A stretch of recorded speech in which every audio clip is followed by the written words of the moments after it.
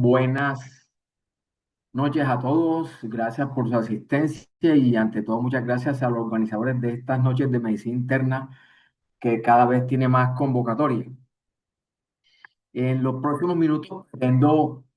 mencionarles y resumirles lo que hay de evidencia sobre el título de esta presentación. Antes declaro que no tengo ningún conflicto de interés, pero sí quisiera detenerme unos segundos en algo, y es que debemos cuestionarnos seriamente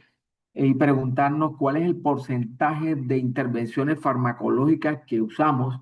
que no tienen evaluación en estudios clínicos aleatorios. Y cuando vi la respuesta, no la creí, pero según, y esta es la persona epidemióloga más importante en medicina crítica, lo que nos dice es que el 90% de las intervenciones que hacemos no han sido evaluadas en estudios rigurosos. Por tanto, debemos cuestionarnos esas intervenciones y el oxígeno es una de esas intervenciones y por tanto, en los próximos minutos lo que pretendo es hacer un resumen de la agenda que les propongo para llegar a definir cómo hacer la oxigenoterapia y hacerla adecuadamente con un estricto monitoreo, como cualquier intervención debiera recibir. Obviamente el oxígeno surgió hace muchos años, está claramente definido que aproximadamente hace 2.000 millones de años unas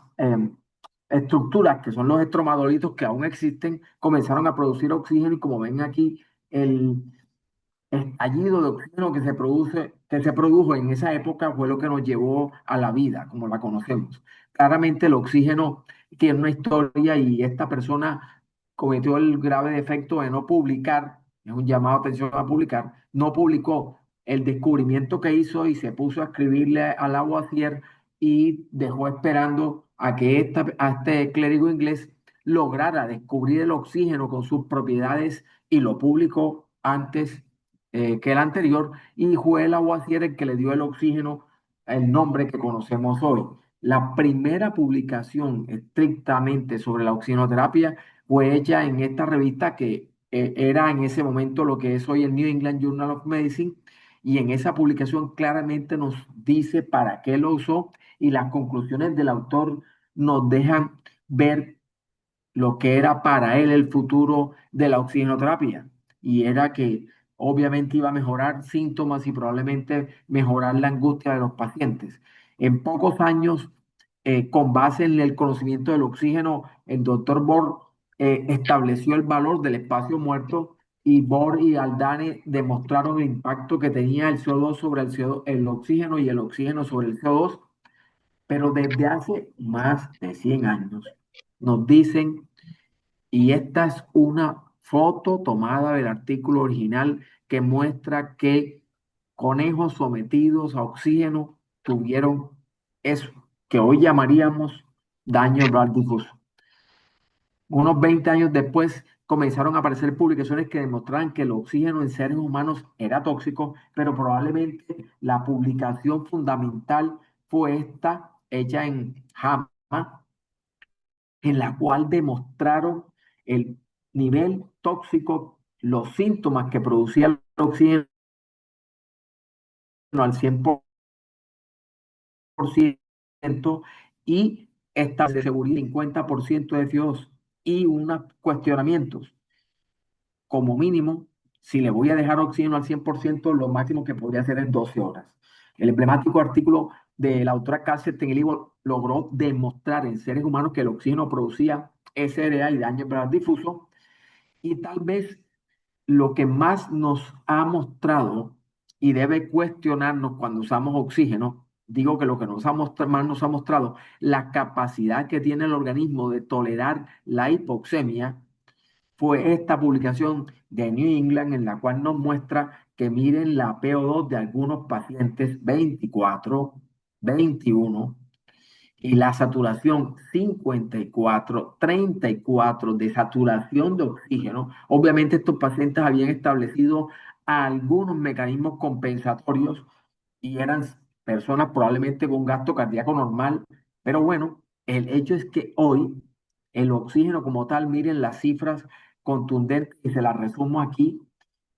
millones y millones de personas usan diariamente oxígeno ambulatorio, y miren la cantidad de pacientes que usan oxígeno con EPOC. Y lo preocupante es que más de la mitad del mundo no tiene acceso a oxígeno de alta calidad. Ese es un gran cuestionamiento. Pero lo peor del asunto es que esta seria publicación, y hay otras dos similares, nos muestra que en Australia, uno de cada cuatro pacientes que recibe oxígeno no lo tiene ordenado. Y menos del 10% la orden es completa y comprensible de una sustancia que es la que nos hace vivir. La mitocondria requiere de 1 milímetro de mercurio de oxígeno. Y miren la cascada de oxígeno que va desde los 150 que hay en la capilar o en la arteria hasta 1 milímetro de mercurio. Con eso vivimos. Y el asunto es que publicaciones como esta mostraron que tanto la hiperoxemia como la hipoxemia pueden producir daño celular, lesión mitocondrial e hipoxia. Y debemos desde ya discriminar que una cosa es la hipoxemia y otra cosa es la hipoxia. Básicamente nos enseñaron que el oxígeno debía llegar a la célula a través de diversos mecanismos que permitían su abordaje a la célula y eso dependía de la hemoglobina, de la saturación de oxígeno de la hemoglobina, del gasto cardíaco fundamentalmente y que cuando teníamos un paciente crítico, lo que nos tocaba hacer era mejorar el aporte de oxígeno a los tejidos y para mejorar ese aporte teníamos o transfundir al paciente, que matemáticamente es la forma más grande de subir el aporte de oxígeno, colocar líquidos para mejorar la precarga, hacer uso de inotrópicos vasoactivos para mejorar la contractilidad o hacer uso de oxígeno. Claramente esta, que es una de las estrategias que nos ha parecido más fácil, es la menos rendidora según estudios que lo han evidenciado. Pero bueno, hablando de hipoxemia, nos toca decir que cuando nos enfrentamos a un paciente hipoxémico, fisiopatológicamente la hipoxemia tiene cuatro causas y de esas cuatro causas a nivel del mar tendríamos que olvidarnos de esta, que es la que ocurre con las alturas, y nos quedarían estas tres, de las cuales la más fácil de discriminar o de diagnosticar es la hipoventilación, que es la única que cursa con CO2 elevado. Entonces, cuando nos enfrentamos a un paciente con hipoxemia e hipocapnia, nos quedan estas dos alternativas y lógicamente el sentido común implica que debemos ponerle oxígeno al paciente y si el paciente no mejora, se está comportando como un cortocircuito y si mejora es una alteración ventilación-perfusión. Este esquema que les presento, que es ya de más de 30 años de ofrecido, es un esquema bien simple que nos permite orientar el manejo del paciente hipoxémica. Pero bueno, claramente debe haber unos índices o marcadores y esos índices hay muchos. Miren, hace cuántos años desde la publicación de Borg hay mucho conocimiento sobre los índices de oxígeno. Probablemente el más usado es este que tiene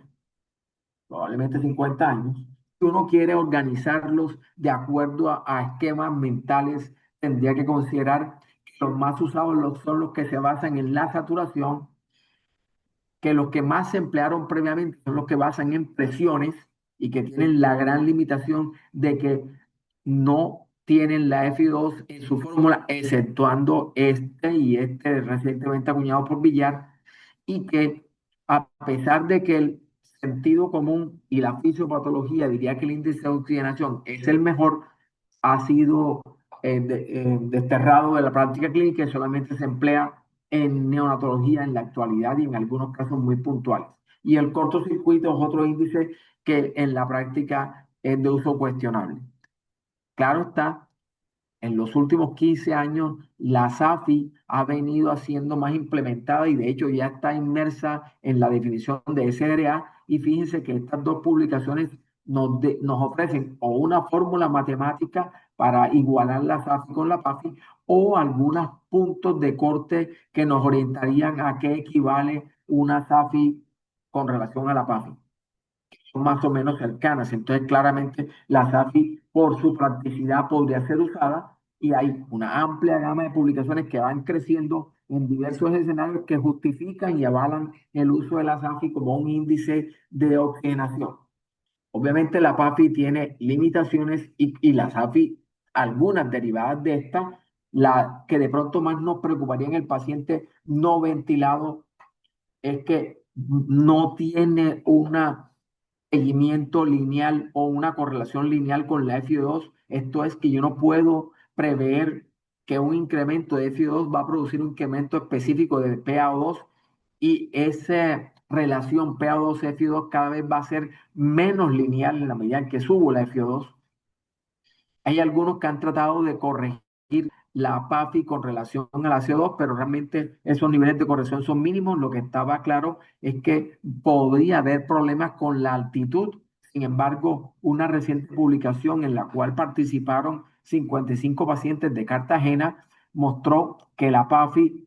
que el ajuste de la PAFI parece ser inexacto, pero que afortunadamente la altitud sobre el nivel del mar no afecta el riesgo de mortalidad en estos pacientes. Con la pandemia se implementó este índice de ROC, sobre todo para cánula nasal de alto flujo, práctico, sencillo y de lógico entendimiento. Recientemente, para pacientes en ventilación no invasiva, ante la importancia que tiene el volumen corriente para hacer daño en pacientes ventilados, se acuñó este índice que incluye la SAFI con el volumen corriente y más recientemente, con base en tecnología de punta de saturómetros a nivel mundial, se ha implementado el índice de reserva de oxígeno que lo que pretende es aprovechar esta área de incertidumbre en la cual saber que un paciente tiene 200 de CO2 o una saturación más alta a este nivel sería muy importante porque quedaría en este umbral actualmente en una penumbra con los oxímetros que poseemos. Esto todavía está en investigación. Enfrentados a un paciente crítico hipoxémico, lo que debíamos tener siempre en mente es que la PAFI no solo nos puede orientar a discriminar niveles de corte, sino algunas intervenciones. Y aquí estarían las intervenciones que podríamos implementar antes de intubar a un paciente.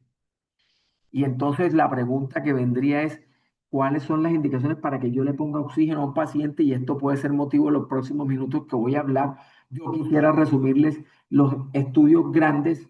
y la metodología, los criterios de inclusión para ofrecerle oxígeno. En esos estudios, fíjense que son primero criterios muy diversos y algunos no se basan en la oxigenación o índices de oxigenación, sino en la frecuencia respiratoria o en la dificultad respiratoria del paciente. Entonces, pero querámoslo o no, las indicaciones pasan por unas saturaciones o unas presiones arteriales de oxígeno bajas o una PAFI disminuida, pero miren que cada vez este punto de corte va ampliándose y una PAFI menor o igual a 300 casi que va siendo el momento para considerar ponerle oxígeno a un paciente. Pero bueno, ya veremos que esto hay que matizarlo. El asunto es que si esas eran las indicaciones,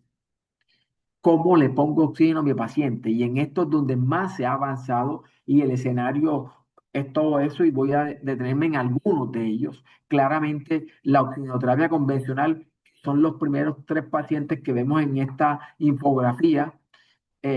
ha ido cada vez desplazándose más. Probablemente las personas que se formaron conmigo hace muchos años y hasta hace unos 15 años, el manejo del paciente hipoxémico antes de intubarlo llegaba hasta aquí. Y eso era así hasta hace unos 6 o 7 años, cuando han aparecido cosas como estas. Lo que sabemos, y ya se sabía antes de la pandemia, pero la pandemia lo demostró ampliamente, las diversas olas de la pandemia demostraron que con el paso de las olas de la pandemia y la experticia del grupo humano que trabajaba, se intubaron cada vez menos pacientes. Eso es una realidad. Y no debemos olvidar, y aquí hago una pequeña anotación a una estrategia como la intervención prono despierto, que si ustedes, y eso lo dice la literatura ampliamente antes del COVID, que si ustedes proban 73 pacientes, perdón, 100 pacientes, 73 van a responder. Una publicación en pandemia de nuestros pacientes mostró que evidentemente era útil y dos publicaciones posteriores a la pandemia han mostrado claramente que reduce la intubación, mejora la oxigenación y no ha tenido hasta ahora impactos en mortalidad, pero incluso pronos despiertos por periodos prolongados, como muestra esta publicación, tienen desenlaces benéficos para nuestro paciente. Hablar de la cánula nasal de alto flujo no es el objetivo de esta charla, pero fíjense toda la amplia gama de literatura que ha crecido en los últimos 10 años sobre esta estrategia de oxigenoterapia. Y por eso las guías nos dicen hoy por hoy, y es un cuestionamiento que me hago y debemos hacernos si estamos sobreusando la cánula nasal, pero tanto la evidencia como las cánulas, perdón, como las guías nos están diciendo cada vez más que si comparo en un paciente hipoxémico la oxigenoterapia convencional, cánula nasal, máscara de Venturi o máscara con bolsa de reserva, con la cánula nasal de alto flujo, esta debiera primar sobre las otras en el manejo del paciente hipoxémico y que esta también debiera primar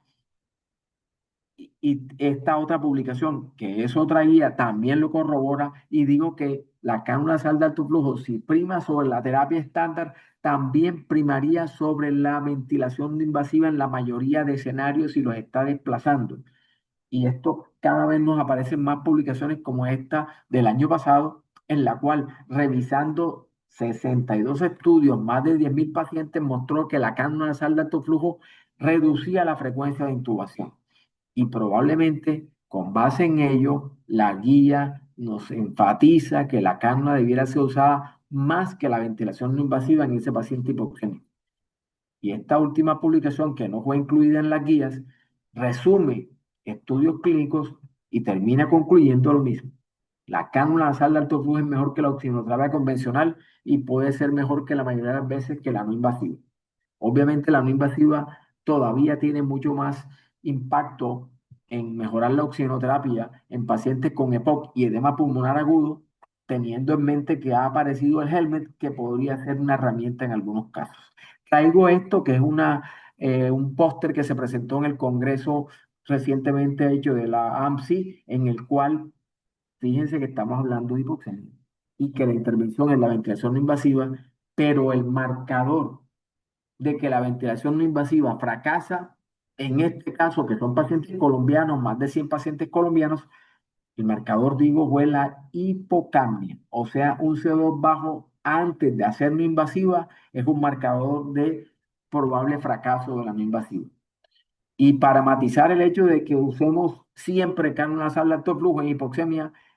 algunas publicaciones como esta nos enfatizan que el uso del helmet, no tenemos ese insumo en nuestro medio, podría ser de utilidad en pacientes hipoxémicos. Intentos por encontrar algún subgrupo de pacientes en los cuales la cánula nasal o el ventilación no invasiva fueran mejores se hicieron en un amplio número de pacientes y no se ha podido encontrar un grupo específico que haya mejor beneficio de uno u otro. Mi pensamiento entonces y mi cuestionamiento con las publicaciones que anoto aquí sería que de pronto debemos dejar de ser unimodales o extremistas en que o es lo uno o es lo otro y probablemente tendremos que comenzar a pensar en que vale más sumar cánula nasal de alto flujo y ventilación invasiva que redundan en más comodidad del paciente. Entonces, en un paciente hipoxémico, antes de intubar, debiéramos hacer uso de todo lo anterior, teniendo en mente, y es un cuestionamiento que puede quedar para las preguntas, es que la tendencia va, digo, a que enfrentados a un paciente hipoxémico, la cánula nasal de alto flujo predominaría sobre cualquiera otra de las intervenciones no invasivas de oxigenoterapia. Obviamente, en estos dos escenarios, en el edema pulmonar cardiogénico y en la EPOC, todavía la tendencia y la evidencia soportan a la no invasiva. Pero cuando tenemos un paciente así que no ha mejorado rápidamente, debiéramos intubarlo, puesto que la evidencia es contundente que demorar la intubación aumenta la mortalidad. Y recordar que estamos, cuando tenemos un paciente hipoxémico, digo que estamos en la presencia de un paciente con una vía aérea fisiológicamente difícil definida por la hipoxemia, si es que no tiene alguno más de los anteriores. Y por tanto debemos tener en mente los criterios. Y ahí resumo los criterios para intubar que elegantemente el INO nos publicó el año pasado y que tratando de reducirlos a algo concreto, lo he establecido así y dejado claro que la oxigenación debiera ser uno de los primordiales criterios para decidir la intubación. Y entonces viene el mayor conflicto. ¿Cuáles son los límites de seguridad o de pronto cuáles son las metas de oxigenación? Y bueno, aquí obviamente nos vamos a los dos extremos. Si yo busco metas de 96 a 100%, eso obviamente me va a disminuir el riesgo de hipoxemia, me va a dar un margen de seguridad, pero comienza a haber problemas porque la hiperoxia claramente puede lesionar órganos. Ahora si me voy al otro extremo, 88-92%, eso minimiza los riesgos de la hiperoxia, de la lesión tisular por hiperoxia, pero viene el problema de la posible hipoxia tisular por la hipoxemia. Y bueno, entonces cuando nos enfrentamos a un paciente crítico, el pensamiento o el sentido común nos diría que yo debo evitar la hipoxemia. Si las células viven por el oxígeno para producir energía, debo minimizar el riesgo de hipoxia celular porque esto va a producir problemas que terminarán en la muerte del paciente. Y todo eso es cierto. Pero la evidencia nos demuestra que ambos extremos, tanto la hipoxemia como la hiperoxemia es mala, y en cuanto a la hiperoxemia, las publicaciones que anoto allí son las que más contundente dan información sobre que usar oxígeno en demasía hace daño. Y fisiopatológicamente estudios como este nos han enseñado por qué hace daño, fundamentalmente por especies reactivas, y que tanto fuera de la unidad como dentro de la unidad, fracciones inspiradas de oxígeno altas pueden hacer daño y con orgullo les digo que ya tenemos presentaciones y publicaciones como esas para anotar en nuestros pacientes. Lo que tenemos claro hoy entonces es que la hiperoxemia con F2 al 100% hacen daño y miren los números de pacientes que corroboran todo eso. Y como decía, con orgullo lo que tenemos es que este trabajo que fue motivo de grado de la doctora Pájaro Cantillo, lo que nos enseña en 400 pacientes, un estudio prospectivo, es que cuando permitimos que en las primeras 24 horas un paciente crítico tuviera fracciones y continuara con fracciones de oxígeno mayores de 45% cuando se habían logrado las metas de oxigenación, aumentaba la mortalidad. Y entonces esto nos resalta la importancia de que una F2 alta hace daño y que probablemente por eso las guías cada vez promueven el ahorro de oxígeno o estrategias conservadoras de oxígeno, pero cuando vamos a comparar oxígeno conservador con liberal, no hay mucha evidencia contundente y este resumen de alguna literatura juiciosa del doctor Martin lo que nos muestra es que hay unos márgenes de seguridad que están alrededor de 70 a 100 de milímetros de mercurio de presión arterial de oxígeno. Las guías más recientes, tratando de resumirla en áreas de tiempo, lo que nos dejan es ese margen, 94-98% de saturación por oximetría de pulso, y recientemente nos han enseñado que lo que hay es literatura en exceso probablemente, y lo que viene ahora son esos dos estudios que están en curso tratando de responder la pregunta de cuál es el oxígeno para cada paciente. Y hasta aquí, si hablábamos de pacientes no intubados, en pacientes intubados, esta publicación la traigo porque nos refleja las preguntas. Voy a detenerme en este margen de acá abajo, en el cual nos habla de margen liberal, moderado, conservador y ultraconservador. Y los puntos de corte son claros. Y para resumirlo en áreas de tiempo, lo que les tendría que decir es que los extremos son perversos y que tanto la estrategia liberal, más de 150 de PO2 en este estudio, como la estrategia ultraconservadora, 55 de 70 de PO2, y tuvieron mucha menor sobrevida que las intermedias. Y entonces esa publicación muy sabiamente termina concluyendo que en pacientes ventilados el margen o los límites de seguridad estarían en ese tenor y que si nos vamos a la medicina de precisión tratando de no dar una receta de cocina para todos y buscamos por grupo de pacientes, esta publicación en trauma no encontró diferencias entre conservadora y liberal en estrategia de oxígeno y probablemente la mayor enseñanza que podemos tener es lo que pasó en dos escenarios. Uno, el paciente cardiópata también tiene extremos perversos demuestran que el oxígeno puede hacer daño y lo que ha evolucionado históricamente es hasta el punto que hoy por hoy las guías más recientes nos dicen que el paciente con infarto agudo del miocardio, si tiene saturación por encima de 90%, no requiere oxígeno. Ahora me voy al otro extremo. Nos enseñaron, y durante muchos años yo también hice eso, que la hipoxemia controlada en EPOC era segura y que el margen de seguridad en ese paciente era este que vemos aquí, y que si poníamos más oxígeno haríamos daño. Y resulta que esa evidencia sale de estudios en pacientes crónicos. Y traigo esto que Kian y colaboradores nos enseñan, y miren el número de pacientes con base en dos estudios clínicos en los que terminan demostrando que si yo mantengo la saturación de pacientes con EPOC críticos en urgencias o en cuidado intensivo menos de 93, aumento la mortalidad. Y por estos señores terminan concluyendo que la hipoxemia controlada aumenta la mortalidad en pacientes con EPOC. Algo parecido ocurre en trauma, en los cuales PO2 menor de 60 aumenta mortalidad y hay evidencia contundente al respecto, pero que la hiperoxemia también cuando se manejan PO2 por encima de 200 aumenta la mortalidad y por eso probablemente el margen de seguridad en estos pacientes estaría entre 80 y 120, pero una revisión de la literatura lo que nos enseña es que hay algunos pacientes, como en sepsis, shock y pacientes neurocríticos, que podrían mantener unos márgenes más estrechos, oxígeno más alto, y que otros pacientes con encefalopatías hipoxicémicas debieran mantener lo que en algunos casos se llama hipoxemia o oxígeno conservador,